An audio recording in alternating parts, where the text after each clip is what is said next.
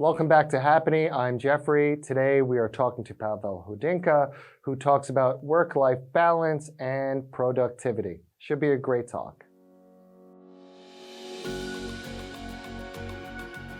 It's a really hard question. You need to find balance between customer needs and company needs. So I'm trying to book place for both of it in my calendar upfront.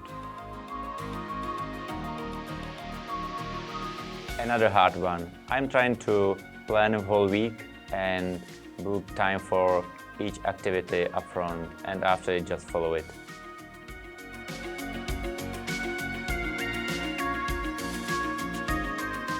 Actually, it's pretty easy answer.